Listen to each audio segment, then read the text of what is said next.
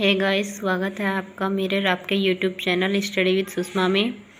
आज मेरा ये लेसन प्लान नंबर 4 है। इससे पहले भी हम 3 फिज़िकल साइंस के लेसन प्लान अपने चैनल पर डिस्कस कर चुके हैं। आप जाकर चेकआउट कर सकते हैं। आज ये मेरा टॉपिक है वायु। ये क्लास 6 का टॉपिक है। आपको एंट्रीज आई होप करनी आ गई होगी। ये इसमें लिखेंगे लेसन प्लान नंबर जौन सा भी आपका हो। सब्जेक्ट साइंस लिखेंगे, क्लास एंड सेक्शन लिखेंगे। 6 क्लास का है ये टॉपिक। डेट जिस डेट में आप टीचिंग करोगे इस टॉपिक को, और स्कूल नेम वही डालेंगे जिस स्कूल में आपकी टीचिंग लगती है। पीरियड जिस पीरियड में आप पढ़ा रहे हो।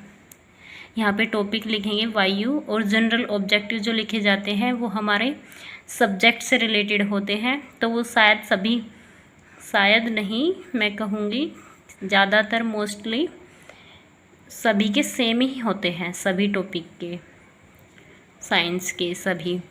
जैसे मैंने लिखा है इसमें विज्ञान के विभिन्न प्रयोगों से अवगत कराना फर्स्ट उद्देश्य है, और सेकंड मानसिक शक्ति का विकास करना। थर्ड लिखा है विज्ञान के तथ्यों एवं नियमों का ज्ञान प्रदान करना। फोर्थ लिखा है वैज्ञानिक दृष्टिकोण का विकास करना। और फिफ्थ लिखा है मैंने छात्रों में विज्ञान विषय के प्रति रुचि उत्पन्न करना। स्पेसिफिक ऑब्जेक्टिव विशिष्ट उद्देश्य ये हमारे प्रकरण से रिलेटेड होते हैं। जैसे मेरा टॉपिक है वायु, तो मैंने फर्स्ट लिखा है वायु में उपस्थित गैसों के नाम बता सकेंगे, और सेकंड ऑक्सीजन के महत्व को जान सकेंगे, और थर्ड वास्तविक जीवन में अपने अध्ययन का प्रयोग कर सकेंगे। प्रीवियस नॉलेज में हम लिखेंगे छात्र वायु से संबंधित सामान्य ज्ञान रखते हैं। टीचिंग एड्स में मैंने फिरकी, बाल्टी और छोटा और बड़ा गिलास ये लिखे हैं। अब नेक्स्ट में आप देख लीजिएगा, ऐसा लेसन प्लान की आपकी बुकलेट होगी, और पाठ्य वस्तु में लिखेंगे पूर्व ज्ञान से संबंधित प्रश्न और विशिष्ट उद्देश्य एवं उनका विशिष्टीकरण में लिखेंगे छात्र पूर्व ज्ञान का प्रत्यास्मरण कर सकेंगे तथा वायु से संबंधित तथ्यों तथा प्रत्ययों का प्रत्याभिज्ञान कर सकेंगे। शिक्षक क्रियाएं में लिखेंगे प्रस्तावना प्रश्न, और हमें ये प्रकरण से पहले स्टार्ट करने से पहले प्रस्तावना प्रश्न पूछने होंगे बच्चों से, प्रीवियस नॉलेज पर जो आधारित हो क्वेश्चन। जैसे मैंने लिखा है ऑक्सीजन का हमारे जीवन में क्या महत्व है, तो बच्चे बताएंगे श्वसन क्रिया में सहायक होती है। फिर सेकंड, क्या आपने कभी वायु को देखा है, तो बच्चे बताएंगे नहीं। फिर थर्ड क्वेश्चन मैंने किया है श्वसन क्रिया में कौन सी गैस बाहर निकलती है, तो बच्चों ने बताया कार्बन डाइऑक्साइड। जो भी बच्चे आंसर करेंगे वो छात्र क्रियाओं में लिखेंगे। छात्र क्रियाएं हैं इसमें राइट साइड, और प्रश्नोत्तर विधि चल रही है वो तकनीकी एवं साधन में लिख सकते हैं प्रश्नोत्तर विधि। फिर नेक्स्ट क्वेश्चन मैंने पूछा है आप वायु की उपस्थिति को किस प्रकार दर्शा सकते हैं, तो बच्चे अटक जाएंगे, ये समस्यात्मक प्रश्न हो जाएगा, और यहीं से हमारा उद्देश्य कथन निकल आएगा। हम उद्देश्य कथन पूछेंगे बच्चों, आज हम वायु में उपस्थित गैसों पर चर्चा करेंगे।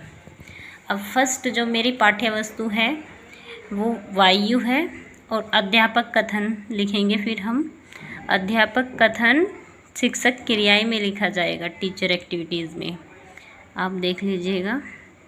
अध्यापक कथन में मैंने लिखा है बच्चों वायु की उपस्थिति कई तरीक़ों से अनुभव की होगी। बच्चों ने कपड़े सुखाने वाले तार पर लटके कपड़े धीरे धीरे हिलते हैं। पंखे के चालू होने पर खुली पुस्तक के पृष्ठ आवाज़ करने लगते हैं।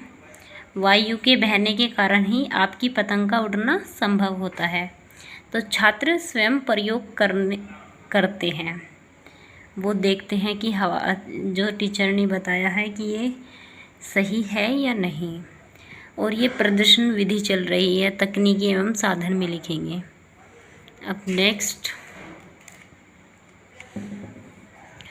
शिक्षक क्रियाएं में ही चल रहा है। तूफानों के समय वायु बहुत तेज गति से चलती है।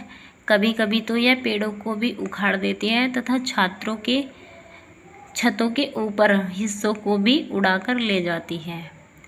अब ये मैंने टीचिंग एड्स लगाया है, इसमें तकनीकी एवं साधन में पतंग और फिरकी बनाकर चित्र, आप भी ऐसे लगा लीजिएगा। और उद्देश्य हम उनका विशिष्टीकरण में मैंने लिखा है छात्र वायु से संबंधित प्रयोगों को कर सकेंगे। अब इस लेसन प्लान में मैं प्रयोग करके दिखाऊंगी, तो मैंने 2 प्रयोग किए हैं।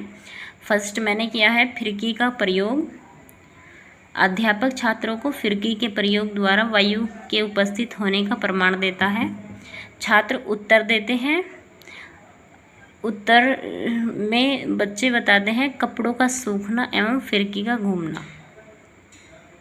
क्रियाकलाप विधि चल रही है, तकनीकी एवं साधन में लिखेंगे। फिर सेकंड में प्रयोग में टीचर ने पूछा है वायु की उपस्थिति, वायु का बोतल में उपस्थित होना।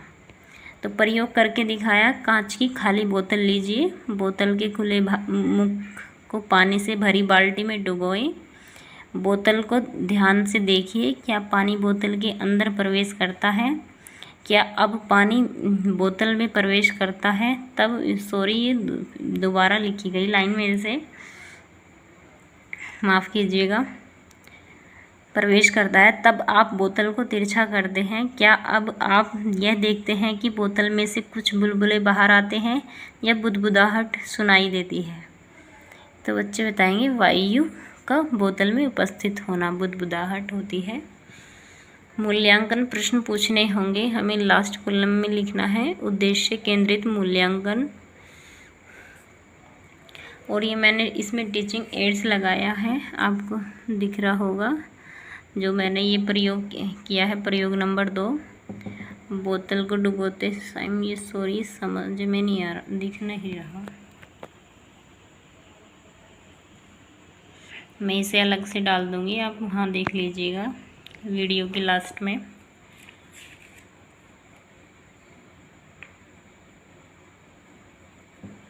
अब दिख रहा होगा, आई होप आपको।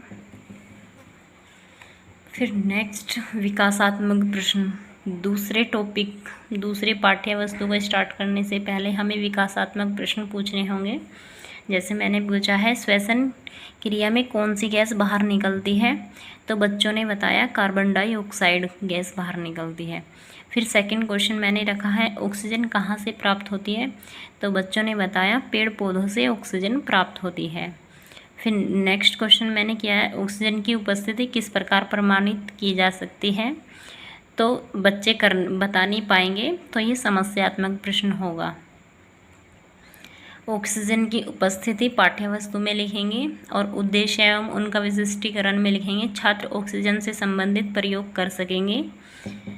ऑक्सीजन की उपस्थिति से संबंधित प्रयोग, अब ये टीचर बच्चों को प्रयोग करके दिखाएगा। उथले पात्रों में 2 समान आकार की मोमबत्तियां को बीचों बीच लगाइए। अब पात्रों में कुछ पानी डाल दें। अब मोमबत्तियां जलाएं तथा प्रत्येक मोमबत्ती के ऊपर एक एक ग्लास उलटकर रख दें। छात्रों, क्या मोमबत्ती जल रही है? बच्चों ने बताया नहीं। छात्रों, जलने की क्रिया केवल ऑक्सीजन की उपस्थिति के कारण ही संभव है, तो बच्चे क्रियाकलाप में व्यस्त हैं। अब ऐसे मैंने टीचिंग एड्स लगाया है, इस पर मिनिएचर बनाकर ये प्रयोग विधि चल रही है। और यहाँ पे आप मेंशन भी कर सकते हैं कि ये प्रश्नोत्तर विधि चल रही है। मूल्यांकन प्रश्न मैंने रखे हैं, श्वसन क्रिया में सहायक गैसों के नाम बताइए, और सेकंड जलने की प्रक्रिया में सहायक गैस का नाम बताइए। मूल्यांकन प्रश्न बहुत पूरे लेसन प्लान में 4 से 5 रखिएगा। फिर नेक्स्ट पाठ्य वस्तु स्टार्ट करने से पहले विकासात्मक प्रश्न पूछने हैं। हम सांस कहाँ से लेते हैं? टीचर ने पूछा, बच्चों ने बताया नाक से।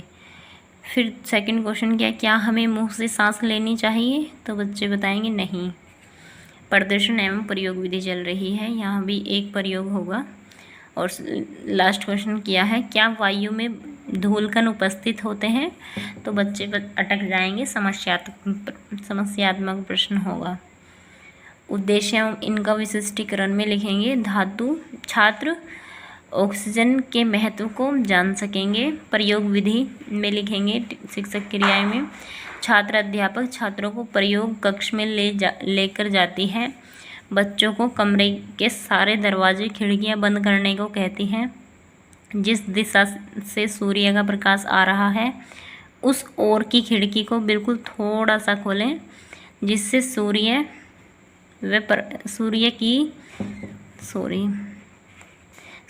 का प्रकाश एक पतली सी झिर्री के द्वारा कमरे के अंदर आ सके।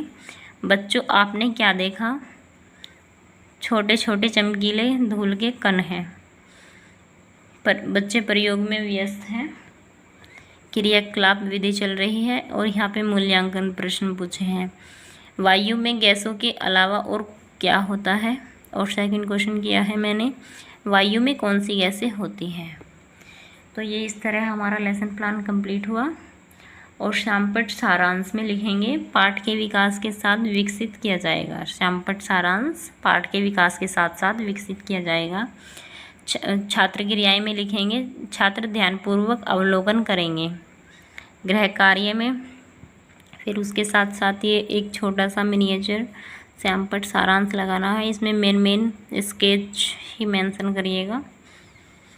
लास्ट में हमें गृह कार्य देना होगा और उद्देश्य एवं उनका विशिष्टीकरण में लिखेंगे। ज्ञान को स्थायित्व प्रदान करना। प्रश्न मैंने पूछे हैं, होमवर्क के दिए हैं, जो वायु के संघटक क्या हैं। और सेकंड क्वेश्चन, वायु ज्वलन में सहायक होती है, यह स्पष्ट कीजिए। होती है या नहीं, स्पष्ट कीजिए। छात्र दिए गए प्रश्नों को अभ्यास पुस्तिका में लिखेंगे। तो ये इस तरह ये हमारा लेसन प्लान कंप्लीट हुआ। आप भी इस तरह कर लीजिएगा। Thanks for watching. Subscribe my channel.